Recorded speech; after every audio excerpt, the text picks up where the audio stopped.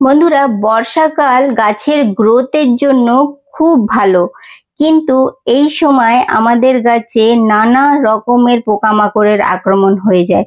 আর আমার এই জবা গাছটা দেখতেই পাচ্ছেন, মানে সাদা যে মিলিবাগস গুলো থাকে সেটা ভীষণভাবে আক্রমণ করে দিয়েছে। গাছটা অনেক বড় নয়, অনেকই ছোট, কিন্তু এই গাছটা ডাল থেকে চারা তৈরি করেই করেছি।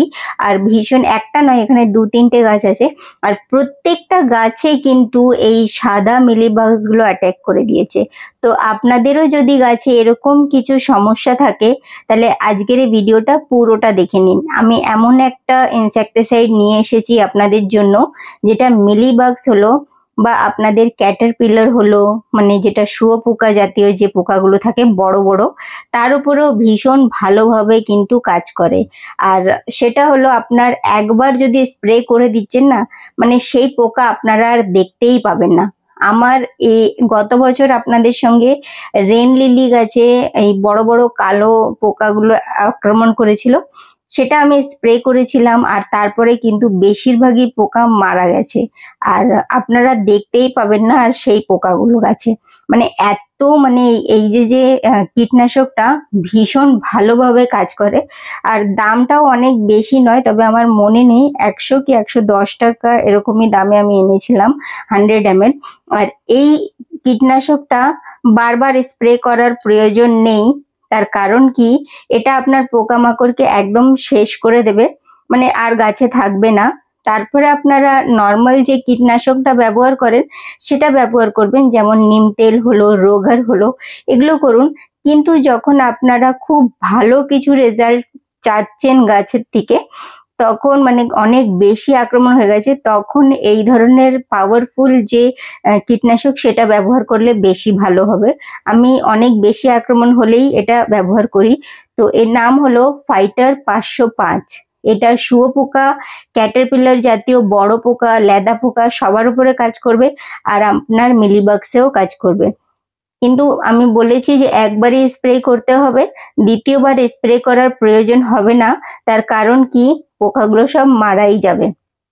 এক ঢাকন ভরে 1 লিটার জলে মিশিয়ে দিতে হবে। 2 ml মতোই থাকে এই ঢাকনের সাইজটা, খুবই ছোট্ট। তো ব্যাস এইভাবে দিয়ে ভালো করে একটু মিক্স করে নেবেন, আর তারপরে স্প্রে বোতলে ভরে পুরো গাছটাকে নিচে ওপরে মানে প্রত্যেকটা জায়গায়, যেখানেও আপনাদের মিলিবাগস হলো, ক্যাটারপিলার হলো, শুয়োপোকা হলো, লেদা পোকা হলো, সবার ওপরে, মানে বড় বড় যত রকমের পোকামাকড় আছে সবার ওপরেই মোটামুটি কাজ করে। তো ভালো করে স্প্রে করে দিতে হবে। আর একবারই স্প্রে করবেন, দেখবেন দ্বিতীয়বার আর এই পোকা দেখতে পাবেন না। তারপরে নর্মাল কীটনাশকগুলো ব্যবহার করবেন, যেমন করছেন। নিম তেল করুন, রোগার করুন, কনফিডার করুন, যাই করছেন করতে পারবেন, কোনো সমস্যা হয় না। আর আমি এটা অনেকদিন আগে এই কীটনাশকটা মানে কিনেছিলাম। তো আমি মানে কত দামে কিনেছি আমি ঠিক মতো বলতে পারছি না। আর লোকাল শপ থেকে কেনা, অনলাইনও কেনা হয়নি আমার এটা। তো আপনারা অবশ্যই দেখে নেবেন এর দামটা কত পড়ছে। তো আমাকেও কমেন্ট করে বলে দেবেন যে আমি অনেকদিন আগে কিনেছি, যেহেতু এটা বেশি ব্যবহার করি না, খুব কম। অনেক বেশি যখন পোকামাকড়ের আক্রমণ হয় তখনই করা হয়, মানে বেশিরভাগ আমি এই যে যে কীটনাশকটা বর্ষাকালে স্প্রে করি বলতে গেলে চলবে। কারণ শীতকাল বা গরমকালে অনেক বেশি তো পোকামাকড়ের আক্রমণ হয় না, কিন্তু আমাদের এই বর্ষাকাল আসলে মানে অনেক বেশি পোকার আক্রমণ হয়। তো সেই জন্যই এইটা ব্যবহার করা হয়। আর এটা কোনো পেড প্রমোশন নয়, আমি নিজে এই কীটনাশকটা নর্মাল লোকাল শপ থেকে কিনে এনেছি। তো আমি দামটাও ঠিকমতো আপনাদের বলতে পারছি না, যেহেতু বুঝতেই পারছেন কোনো পেড প্রমোশন নয়। নিজে ব্যবহার করেছি অনেকদিন আগে, ভালো রেজাল্ট পাই সেই জন্যই। আর যে মিলিবাগস থাকে তার উপরে যে একটা সাদা যে মোম থাকে, সেটাকে পুরো মেল্ট হয়ে যাবে, আপনারা দেখতেই পাবেন যখন স্প্রে করবেন এই কীটনাশকটাকে, দেখবেন ওটা হালকা করে লেয়ারটা গলে পড়ে যাচ্ছে, পোকাটাও পুরো নষ্ট হয়ে যাচ্ছে।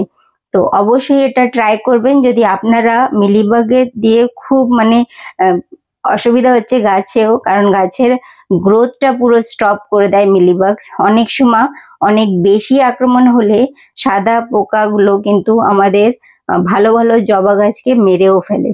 তো সেই জন্যই এই ভালো একটা রেজাল্ট যেটা পাচ্ছি আমি, সেটাই আপনাদের সঙ্গে কিন্তু শেয়ার করলাম। আর এর রেজাল্ট আমি দেখাবো, মানে গাছের এত সুন্দরভাবে পরিষ্কার করে দেয় গাছটাকে। আপনারা নিজেই দেখুন, এটা 2 দিন পরের রেজাল্ট আছে।